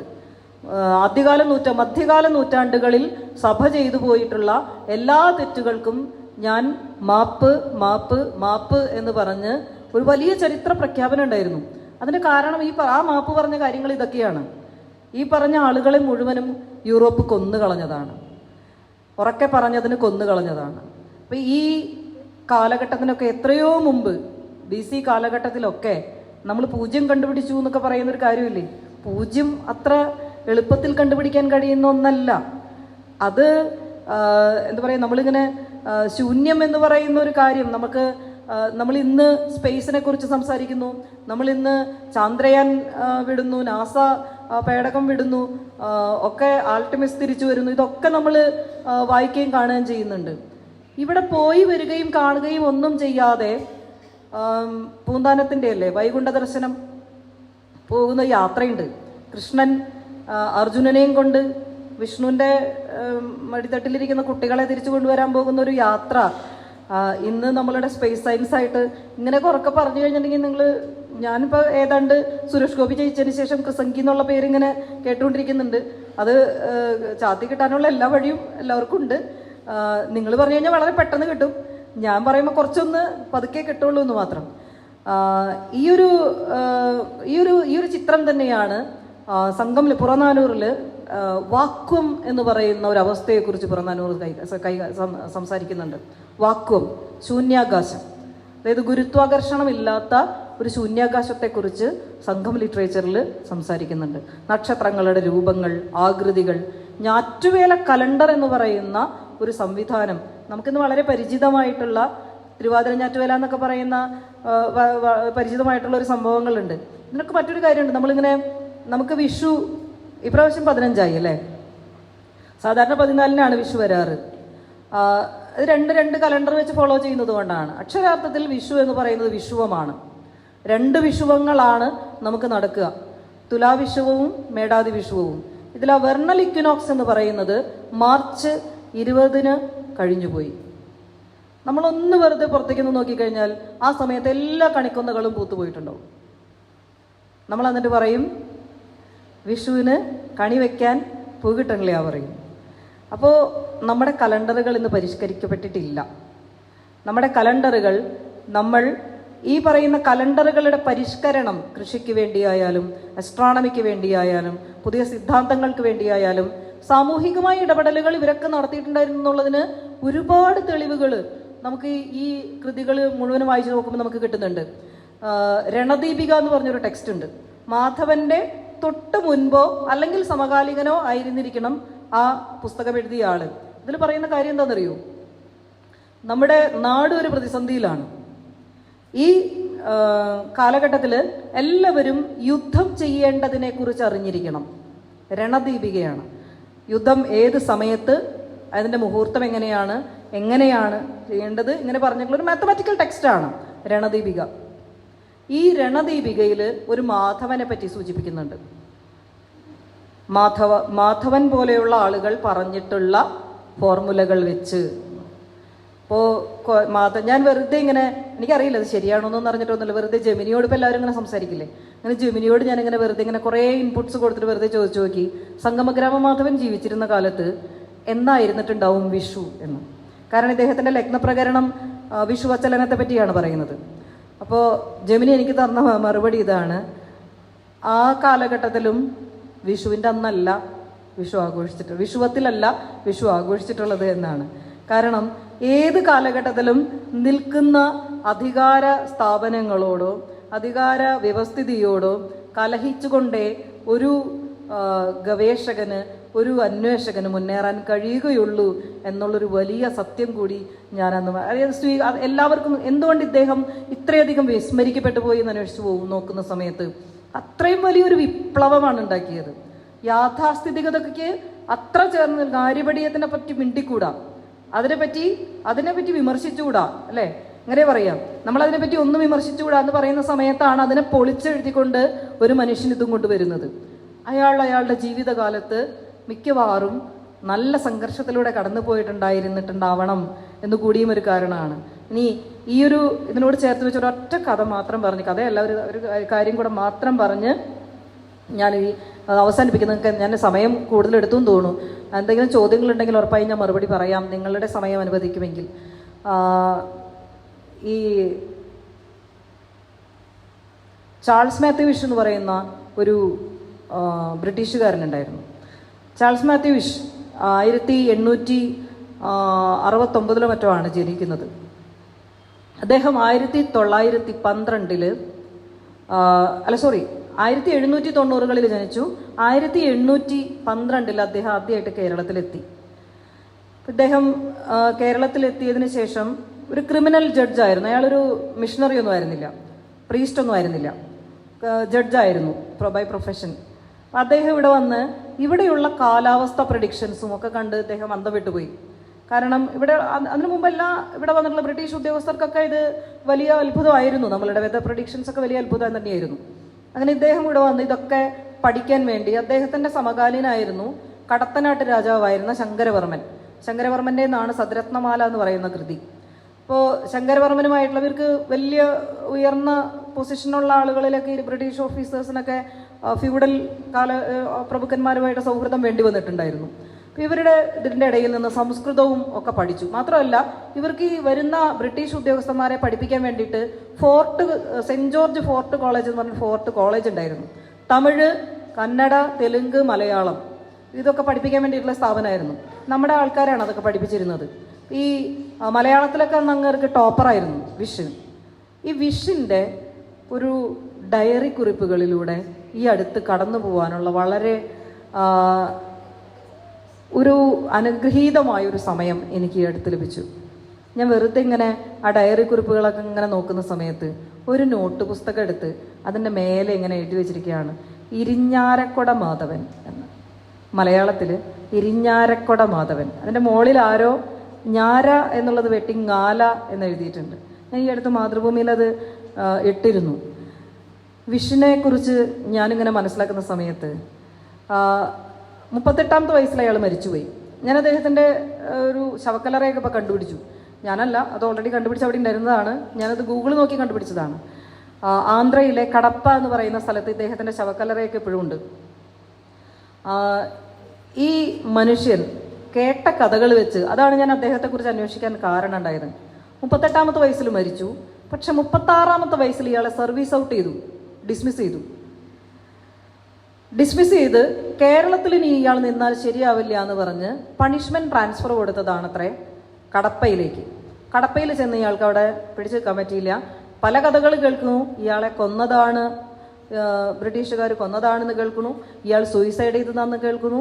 ഇയാൾ 2 വർഷത്തോളം ഭ്രാന്തനായി അലഞ്ഞു തിരിഞ്ഞ് നടന്ന് എങ്ങനെയോ മരിച്ചു പോയതാണെന്ന് കേൾക്കുന്നു. അങ്ങനെ പല പല കഥകളുണ്ട്. ഏതായാലും ശവക്കല്ലർ അവിടെയുണ്ട്. പക്ഷേ ഇയാളെക്കുറിച്ച് മാധവനെക്കുറിച്ച് പറയുന്നത് പോലെയാണ് ഒരു പ്രൂഫും കിട്ടാനില്ല ഈ ഡയറി കുറിപ്പുകളല്ലാതെ. ഞാനിങ്ങനെ ഈ ഡയറി കുറിപ്പുകൾ മുഴുവൻ എടുത്തുമ്പോൾ ഗണിതം വായിച്ചു നോക്കിയിട്ടുണ്ട് എല്ലാവരും. വിഷിൻ്റെ ഡോക്യുമെൻസിലൂടെ വിഷ് കളക്ഷനൊക്കെ പബ്ലിഷ്ഡ് ആണ് കുറേയൊക്കെ. നോക്കുന്ന സമയത്ത് ഗണിതം പലരും നോക്കിയിട്ടുണ്ട്. പക്ഷേ ഇയാളുടെ ഡയറി കുറിപ്പ് ഒരു നോട്ട്ബുക്കിൽ ഒരു കടലാസിൽ എഴുതി വെച്ചിരിക്കുകയാണ്. കത്തോലിക്ക സഭ പറയുന്നതനുസരിച്ച്, കമാൻഡ്മെൻറ്റ്സ് അനുസരിച്ച് ഇതാണ് റിലീജിയൻ, സ്പിരിച്വൽ ഫിലോസഫി. ഭാരതീയ സങ്കല്പം അനുസരിച്ച് ഇതാണ് ഇവരുടെ ഫിലോസഫി. എന്നിട്ട് അതിൻ്റെ എവിടെ എഴുതി വെച്ചിരിക്കുകയാണ് മോക്ഷം, ഇംഗ്ലീഷിൽ എഴുതി വെച്ചിരിക്കുകയാണ് MOKSHAM, മോക്ഷം എന്നിട്ട് റൗണ്ട് ചെയ്തിരിക്കുകയാണ്. എന്നിട്ട് അയാൾ ഇതിന് താഴെ ഒരു ടിക്കും കൊടുത്തിരിക്കുകയാണ്. നമ്മളിത് വായിച്ചു നോക്കുന്ന സമയത്ത് നമുക്ക് മനസ്സിലാവും. എനിക്കിത് എൻ്റെ ഊഹം മാത്രമാണ്, ഒരു തെളിവുമല്ല. വായിച്ചു പോയതിൻ്റെ ഒരു എന്താ പറയുക, നമ്മുടെ ഉള്ളിൽ ഇങ്ങനെ ഒരു തോന്നൽ വരുന്നതിൻ്റെ ഇടയ്ക്ക്, തോന്നലെന്ന് പറയാൻ പാടില്ല, ഒരു അക്കാദമിക്സ് കൈകാര്യം ചെയ്ത ഒരാൾ പറയാൻ പാടില്ല എന്ന ആളാണ്. പക്ഷേ അത് വായിച്ചു നോക്കുന്ന സമയത്ത് കൂടുതൽ അതിനകത്തിരുന്നാൽ നമുക്ക് മനസ്സിലാവും ബ്രിട്ടീഷുകാർ പോലും ഒരു കൺവേർഷൻ പേടിച്ചിരുന്നിട്ടുണ്ടാവണമെന്ന്. കാരണം എല്ലാ കുഞ്ഞാടുകളെയും ഒരു തൊഴുത്തിലേക്ക് കെട്ടാൻ വേണ്ടിയിട്ടാണല്ലോ മറ്റേ മിഷണറിമാർ വന്നത്. സാമുവൽ മെറ്റീറിനെയൊക്കെ വായിക്കുമ്പോൾ നമുക്ക് അവിടെ കുറച്ച് നമ്പൂതിരിമാരുണ്ട്, ഞങ്ങൾ അവരെ പറഞ്ഞ് ഇതൊക്കെ പൊട്ടയാണ് ചീത്തയാണെന്നൊക്കെ പറഞ്ഞ് ഇങ്ങോട്ട് വരുന്നുണ്ട്, ഇവർ നമ്മുടെ ഇതൊക്കെ കേട്ട് തുടങ്ങിയിട്ടുണ്ടെന്നൊക്കെ പറഞ്ഞ് എഴുതി വയ്ക്കുന്നുണ്ട്. ഭയങ്കര രസകരമായിട്ട് ഇങ്ങനെ കത്തോലിക്ക സഭയിലെ അംഗസംഖ്യ കൂട്ടുന്നതിനെ കുറിച്ചൊക്കെയുള്ള കുറേ സാധനങ്ങളൊക്കെ ഇതിൻ്റെ ഇടയിൽ അവരുടെ കൂട്ടത്തിൽ നിന്ന് ഒരാളങ്ങ് പോയാലോ, എല്ലാം പോയി. അപ്പോൾ മിക്കവാറും ആ കേട്ട കഥകൾക്ക് അടിസ്ഥാനം ഉണ്ടാവാനും സാധ്യതയുണ്ട്. ഞാൻ പറയാൻ വന്നത് എന്താണെന്ന് വെച്ചാൽ, ഇത്തരത്തിലുള്ള കുറിപ്പുകൾക്ക് നിങ്ങളൊന്ന് നിങ്ങളുടെ വീടുകൾക്കുള്ളിലേക്ക് കൂടിയൊന്ന് ചെല്ലണം. ചിലപ്പോൾ പാട്ടശീട്ടുകളാവും, ചിലപ്പോൾ ആരുടെയെങ്കിലും ഡയറി കുറിപ്പുകളാവും. എന്നാൽ പോലും അത് അമൂല്യമായ രേഖകളാണ് എന്ന് കൂടിയും ഇരിങ്ങാലക്കുട, പ്രത്യേകിച്ചും ഇരിങ്ങാലക്കുടയിലുള്ളവർ ഓർത്തു വെക്കേണ്ടത് വളരെ അത്യാവശ്യമാണ്. കേരളം മുഴുവനും, കേരളം മാത്രമല്ല ആന്ധ്രയിൽ നിന്ന് കിട്ടിയിട്ടുണ്ട് സംഗമഗ്രാമ മാധവൻ്റെ കൃതികൾ. യൂറോപ്പിൽ ഇഷ്ടം പോലെ ഇരിക്കുന്നുണ്ട്, അത് വേറെ കാര്യം. പക്ഷേ പല സ്ഥലങ്ങളിൽ നിന്നും, ഇരിങ്ങാലക്കുടയിൽ നിന്ന് മാത്രമൊന്നുമല്ല നമുക്ക് ഇത്തരം കൃതികൾ കിട്ടുന്നത്. സർക്കുലേഷൻ കൂടുതലാണ്. പോപ്പുലറായിട്ടുള്ള അതല്ലെങ്കിൽ ഏറ്റവും പുതിയ നോവൽ ഐഡിയാസ് വരുന്ന ടെക്സ്റ്റുകൾക്ക് നമുക്ക് ഇന്നുണ്ടാവുന്നത് പോലെ തന്നെ സർക്കുലേഷൻസ് പണ്ടും ഉണ്ടായിരുന്നിട്ടുണ്ട്. അപ്പോൾ അതിനെയൊക്കെ ഒന്ന് നമുക്ക് ഇന്ന് തിരിച്ചു പിടിക്കണം എന്നുണ്ടെങ്കിൽ ഈ പറയുന്ന കാര്യങ്ങൾ ആദ്യം ഒരു ആഗ്രഹമായിട്ടുണ്ടാവേണ്ടത് എനിക്ക് തോന്നുന്നു നിങ്ങളുടെയൊക്കെ ഉള്ളിൽ തന്നെ. കാരണം ഒരാളൊന്നും പോയിട്ട് ഇതൊക്കെ പോയി പഠിച്ച് വന്നിങ്ങനെ എടുത്ത് വരാൻ കഴിയുന്ന അത്രയും ശേഖരമല്ല നമ്മളുടെയൊക്കെ മുന്നിലുള്ളത്. അതൊക്കെ അവരവരുടെ വീടുകളിൽ നിന്ന് കൂടിയും അതൊക്കെ ഒന്ന് മറിച്ചു നോക്കാനും. എനിക്ക് ശ്രീകുമാറിനെ ഭയങ്കര ഇഷ്ടമാണ്, അവിടുത്തെ കണ്ണൂരിലെ ശ്രീകുമാറിനെ ഭയങ്കര ഇഷ്ടമാണ്. കാരണം ആ കാവിലം എന്ന് പറയുന്ന ഇല്ലത്തെ അവൻ്റെ ഹെറിറ്റേജിനോട് അവനൊരു ഇഷ്ടം വന്നു. അവൻ്റെ ഹെറിറ്റേജിനോട് അവന് തോന്നിയൊരു ഇഷ്ടമാണ്, അവനത് അറിയാൻ ആഗ്രഹം വന്നു. അപ്പോൾ ചോദിക്കുമ്പോൾ അവൻ്റെ അച്ഛൻ അറിഞ്ഞുകൂടാ, മുത്തച്ഛനില്ല, മുത്തശ്ശിയുണ്ട്. മുത്തശ്ശി കുറേ കഥകളൊക്കെ പറയാറുണ്ട്, പക്ഷെ ഇതൊന്നും മുത്തശ്ശീനെയൊന്നും ഇന്ന് ആരും വലിയ ചെവിയൊന്നും കൊടുക്കുന്നില്ല. അപ്പം അങ്ങനെ നോക്കുന്ന സമയത്ത് മുത്തശ്ശി പറയുന്ന കുറേ കാര്യങ്ങളും വാക്കുകളും ഒക്കെ പല കൃതികളിൽ കിടക്കുന്നു. സാഗരബ്രാഹ്മണരെ പറ്റി പറയുന്നു.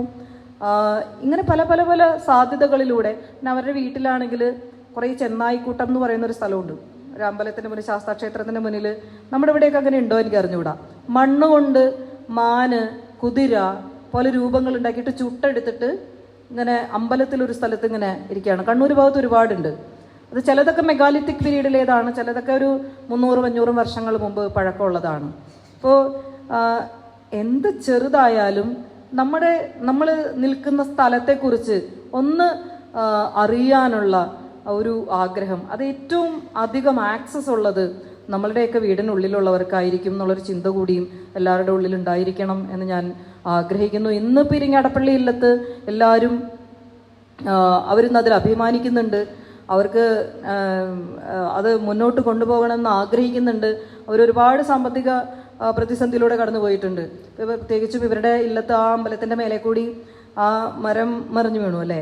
ഒരിക്കൽ ഒരു മരം മറിഞ്ഞു വീണ് മേൽക്കൂര മുഴുവനും തകർന്നു പോയൊരു സമയം ഉണ്ടായിരുന്നു. ഒരു ചുഴലിക്കാറ്റ് വന്ന ഒരു സമയത്ത്. ആ സമയത്തൊക്കെ അത്യാവശ്യം അവരുടെ പോക്കറ്റിൽ നിന്ന് തന്നെ പൈസ ഇറങ്ങണം. കാരണം അന്നൊക്കെ നമ്മളിങ്ങനെ MLA ഫണ്ടിൽ നിന്നൊക്കെ കിട്ടുമെന്നൊക്കെ അറിയാൻ ചോദിച്ചു. അപ്പോൾ പറഞ്ഞു ജീവനും സ്വത്തിനും ആദ്യം, വിശ്വാസമൊന്നും അതൊക്കെ സെക്കൻഡറി ആണ്. അപ്പം ഞാൻ വേറൊരു ലെറ്റർ കൊടുത്തു. കേരള ചരിത്രത്തിൽ വളരെ നിർണായകമായ സ്ഥാനം ഉള്ള 2 ലിഖിതങ്ങൾ, 11-ാം നൂറ്റാണ്ടിലെയും 14-ാം നൂറ്റാണ്ടിലെയും 2 ലിഖിതങ്ങൾ സംരക്ഷിക്കപ്പെടുന്ന ഒരു കെട്ടിടത്തിൻ്റെ മേൽക്കൂര തകർന്നു പോയിരിക്കുന്നു. അമ്പലം എന്ന് പറഞ്ഞാൽ കൊടുക്കില്ല. അപ്പോൾ മേൽക്കൂര തകർന്നു പോയിരിക്കുന്നു, സഹായം ചെയ്യാമോ എന്ന് ചോദിച്ച് അടുത്തൊരു ലെറ്റർ കൊടുത്തു. അപ്പോഴേക്കും പിന്നെ അത് അതൊരു മറ്റൊരു കഥയാണ്. അതൊരു കുറച്ചൊരു ഒരു നല്ല കഥയല്ലാത്തതുകൊണ്ട് ഞാനിവിടെ അവസാനിപ്പിക്കുന്ന സമയത്ത് പറയുന്നത് ശരിയല്ല. അപ്പോൾ ഏതായാലും എന്നെ ഈ ഒരു മാധവനെക്കുറിച്ച് വളരെ ബേസിക് ആയിട്ടുള്ള കാര്യങ്ങൾ പറഞ്ഞാൽ മതി എന്നുള്ളൊരിതിന് പുറത്താണ് ഞാൻ ഇങ്ങനെ സംസാരിച്ചത്. എന്നെ ഇവിടെ ക്ഷണിച്ചതിനും എനിക്കിത്രയും സമയം എനിക്ക് തന്നതിനേക്കാളും അരമണിക്കൂർ അതിക്രമിച്ചിട്ടുണ്ടെന്ന് തോന്നുന്നു. അതിനുള്ള ഒരു ക്ഷമ ചോദിച്ചുകൊണ്ടും സംഘാടകർ അനുവദിക്കുമെങ്കിൽ ആർക്കെങ്കിലും സംശയങ്ങളുണ്ടെങ്കിൽ ചോദിച്ചാൽ ഇപ്പോഴല്ലെങ്കിൽ എപ്പോഴായാലും മറുപടി. എനിക്ക് ഈ വിഷയം സംസാരിക്കാൻ ഇഷ്ടമുള്ള ഒരാളെന്ന നിലയിൽ മറുപടി പറയാൻ എപ്പോഴും തയ്യാറായിരിക്കും എന്ന് പറഞ്ഞതുകൊണ്ടും എല്ലാവരോടും സ്നേഹം, നന്ദി. തോന്നുന്നു അത് 15-ആം നൂറ്റാണ്ടിലെ, അതിനു മുമ്പ് ഭാസ്കരാചാര്യര് കാൽക്കുലസിനെ പറ്റി പറയുന്നുണ്ടല്ലോ ലീലാവതിയിൽ. ആ എറയെ പറ്റി ഒന്ന് ക്ലിയർ ചെയ്ത് പറഞ്ഞാൽ. ശരിക്കും യുക്തിഭാഷ നൂറ്റാണ്ടുകളിലാണ് എന്നുള്ളത്. ഏതൊക്കെ നൂറ്റാണ്ട് ഭാസ്കരാചാര്യര് ഇതിനെ പറ്റി പറയുന്നുണ്ട്? ഇദ്ദേഹം ജീവിച്ചിരുന്ന എനിക്ക് തോന്നുന്നു 15-16 ആ നൂറ്റാണ്ടുകളിലാണ്. യുക്തിഭാഷ ടീച്ചറെ, ശരിക്കും പറഞ്ഞാൽ നമ്മളുടെ ഒരു കൃതിയെ ബേസ് ചെയ്തിട്ട് വന്നിട്ടുള്ള ഒരു ടെക്സ്റ്റ് അല്ല യുക്തിഭാഷ. പ്രധാനമായും അതിനകത്ത് അതിന്റെ എസൻസ് എടുത്തിരിക്കുന്നത് സംഗമഗ്രാമമാധവനും സംഗമഗ്രാമമാധവന് ശേഷം ഉണ്ടായിരുന്നിട്ടുള്ള നീലകണ്ഠ സോമയാജി, അതുപോലെ ദാമോദരൻ, വടശ്ശേരി പരമേശ്വരൻ തുടങ്ങി കുറച്ചു പേരുടെ മെയിൻ ടെക്സ്റ്റുകൾ, തന്ത്രസംഗ്രഹം അതല്ലെങ്കിൽ ദൃഗണിതം പോലെയുള്ള കൃതികളെയൊക്കെ ആസ്വദിച്ചിട്ടുണ്ട്. പക്ഷേ സംഗമഗ്രാമമാധവനെയൊക്കെ മുമ്പ് ആര്യഭടീയം 4-ാം നൂറ്റാണ്ട് 6-ാം നൂറ്റാണ്ടൊക്കെയാണ്. ഈ ആര്യഭടീയത്തെ ഉപജീവിച്ചിട്ടാണ് ലീലാവതി വരുന്നത്. എല്ലാം വരുന്നത് ആര്യഭടീയത്തെ ഉപജീവിച്ചിട്ടാണ്. അപ്പോൾ ഇതൊരു തുടർച്ചയാണ്.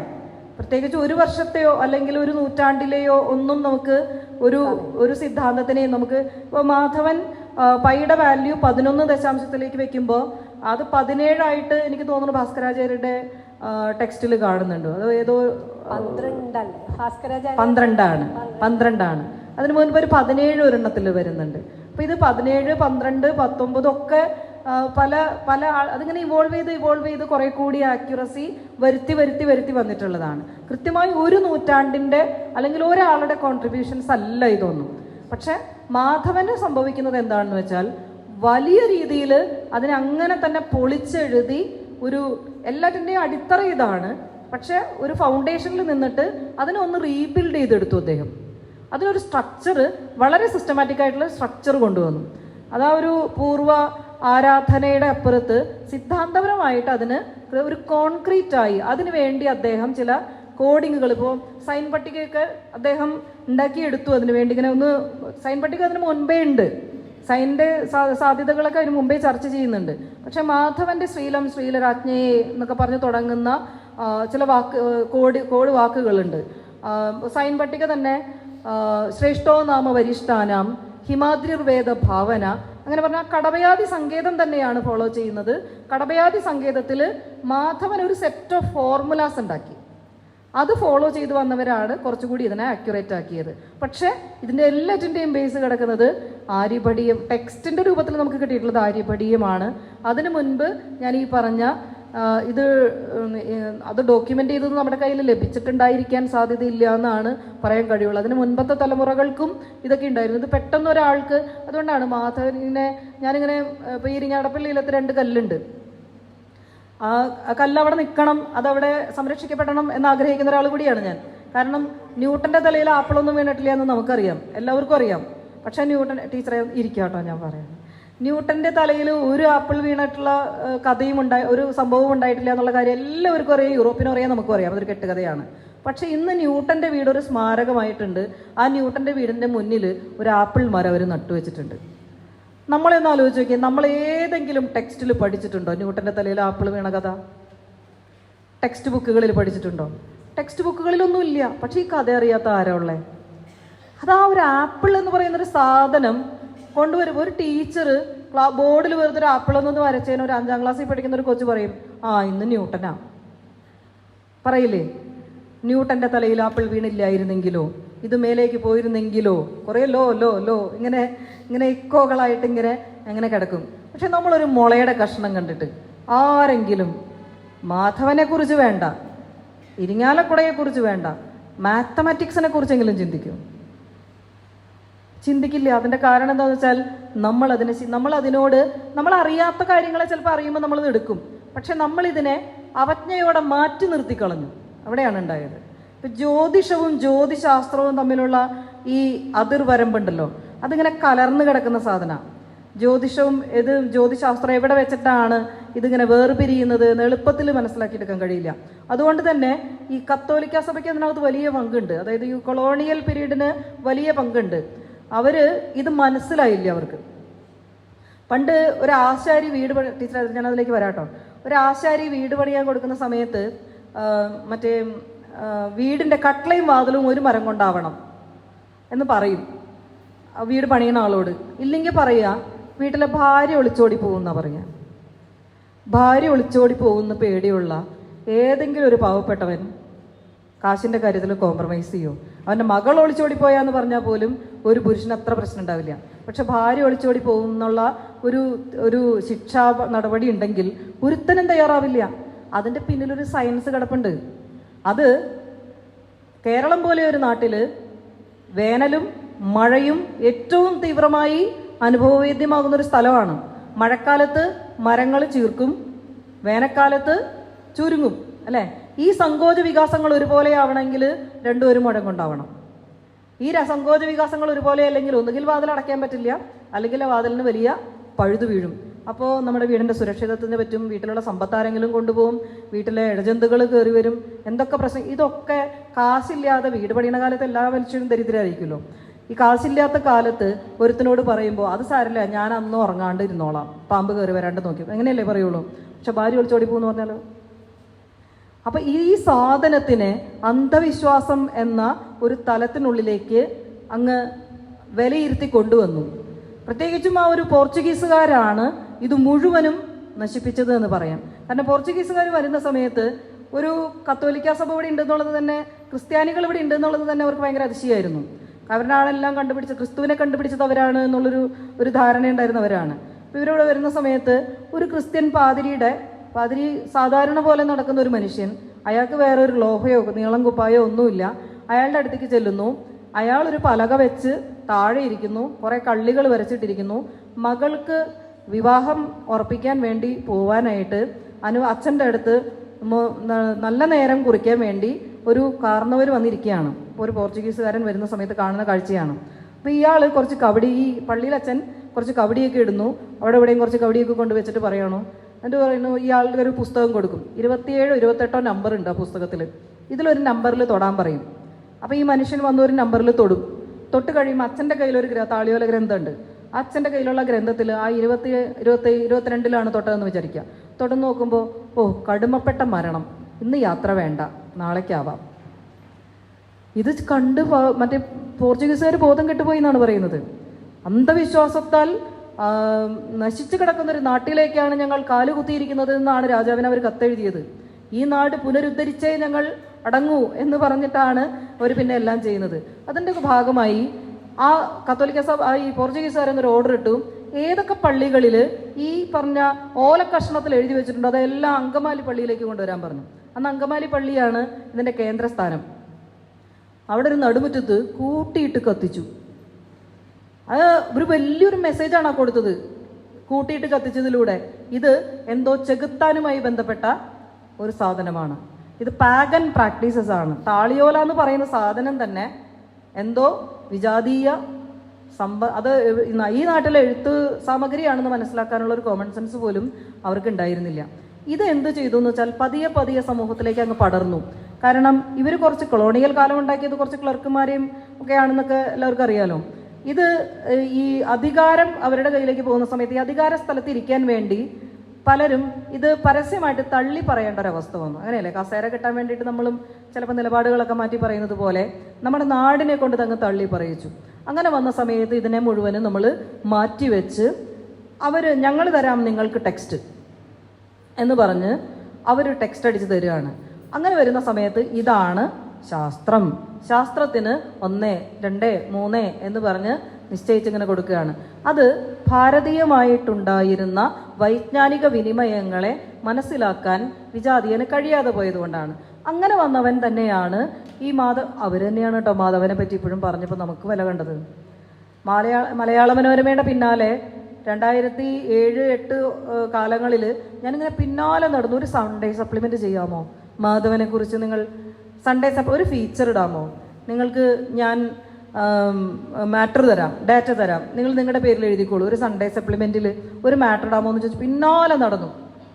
അവരത് തയ്യാറായില്ല. ചെയ്യാം, പിന്നെ ആവാം എന്ന് പറഞ്ഞു. അവസാനം ഗോവ ഗവർണർ ഒരിക്കൽ കോളേജിൽ വന്നു. അന്ന് ഇരിങ്ങാടപ്പള്ളി ഇല്ലം കാണണം എന്ന് പറഞ്ഞ് വന്നു. അവിടെ പോയി. അന്ന് പിറ്റേ ദിവസം മനോരമ ഒരു ഫുൾ പേജ് വാർത്ത സംഗമഗ്രാമ മാധവനെ കുറിച്ച്. അതായത് BJP എന്ന് ആരെങ്കിലും പറഞ്ഞാലാണ് ഇന്ന് നമ്മളുടെ പത്രമാധ്യമ സ്ഥാപനങ്ങൾക്ക് വരെ മനസ്സിലാവുകയുള്ളൂ എന്നുള്ളൊരവസ്ഥയാണ്. അതുപോലെ ഈ ടെക്സ്റ്റ് ബുക്കുകൾ കൊളോണിയൽ കാലത്തിൻ്റെ ബാക്കിയാണ് നമ്മളിന്ന് പഠിച്ചുകൊണ്ടിരിക്കുന്നത്.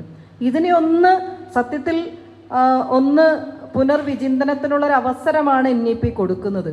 പക്ഷേ NEPയെ പോലും വേറെ രീതിയിലാണ് നമ്മളിന്ന് വായിക്കുന്നത്. ഇപ്പോൾ ടീച്ചർ പറഞ്ഞ ചോദ്യത്തിലേക്ക് വരികയാണെങ്കിൽ, ഈ ടെക്സ്റ്റ് ബുക്കുകൾ അവർ ഈ ന്യൂട്ടൺ പോലെയുള്ള ആളുകൾ വായിക്കുകയും പഠിക്കുകയും ചെയ്തിട്ടുള്ളത് മാധവന് ശേഷവും മുമ്പുണ്ടായിട്ടുള്ളത് ഉണ്ടെങ്കിൽ പോലും ഈ പുതിയ വിപ്ലവകരമായ ഇടപെടലുകൾ നടത്തിയിട്ടുള്ള ടെക്സ്റ്റുകളെയാണ് അവർ കൂടുതലും ആശ്രയിച്ചത്. പ്രത്യേകിച്ചും തന്ത്രസംഗ്രഹം, സദ്രത്നമാല, അതായത് മോഡേൺ മാത്തമാറ്റിക്സിൻ്റെ ഫോർമുലാസ് സെറ്റ് ചെയ്യാൻ പാകത്തിലുള്ള കൃതികളായിരുന്നു. അത് കുറച്ചുകൂടി യൂറോപ്യൻസിന് എളുപ്പമായി. അങ്ങനെ വന്നിട്ടാണ് അവർ അവിടം തൊട്ട് എന്ന് പറയുന്നത്. അതുകൊണ്ട് മാധവനാണ് ഗണിതസരണിയുടെ പിതാവ് എന്ന് പറയുന്നത് ശരിയല്ല. അത് എഴുത്തച്ഛനാണ് മലയാള ഭാഷയുടെ പിതാവ്. അഭിവാദം ഇപ്പം നമ്മളൊന്ന് ഒതുക്കി വെച്ചിട്ടേ ഉള്ളൂ. അതുപോലെ ഇതിനു മുൻപും ഉണ്ട്, ഭാഷയുണ്ടായിരുന്നു എന്ന് പറയുന്നത് പോലെ ഗണിതം അതിനു മുമ്പും ഉണ്ടായിരുന്നു. ഭാസ്കരാചാര്യരുടേത് 2 ഭാസ്കരന്മാരുണ്ടായിരുന്നു. അതുപോലെ ലീലാവതി ആയാലും ലഘുഭാസ്കരീയമായാലും, ലഘുഭാസ്കരീയത്തിൻ്റെ വിവരണമാണ് ഞാൻ നേരത്തെ പറഞ്ഞ 9-ാം നൂറ്റാണ്ടിൽ ശങ്കരനാരായണൻ്റെ ലഘുഭാസ്കരീയ വിവരണം എന്ന് പറഞ്ഞ കൃതിയാണ് ഞാൻ നേരത്തെ പറഞ്ഞ ത്രൈരാശികത്തെ പറ്റിയൊക്കെ സൂചിപ്പിക്കുന്ന കൃതി. അതിലും ഈ മാത്തമാറ്റിക്കൽ ഫോർമുലകൾ തന്നെയാണ് വരുന്നത്. അപ്പോൾ എനിക്ക് തോന്നുന്നു മാത്തമാറ്റിക്കലായി എനിക്ക് ടീച്ചർക്ക് പറഞ്ഞു തരാൻ അറിയില്ല എങ്കിൽ പോലും ആ ഒരു വഴി ഇങ്ങനെയാണ്. ഒരു നൂറ്റാണ്ടിൻ്റേതല്ല, അതൊരു പരമ്പരയാണ്. തിരുത്തി റിഫൈൻ ചെയ്ത് വന്നിട്ടുള്ള ഒരു കാലാനുസൃതമായി വന്നിട്ടുള്ള ഒരു രീതിയാണ്.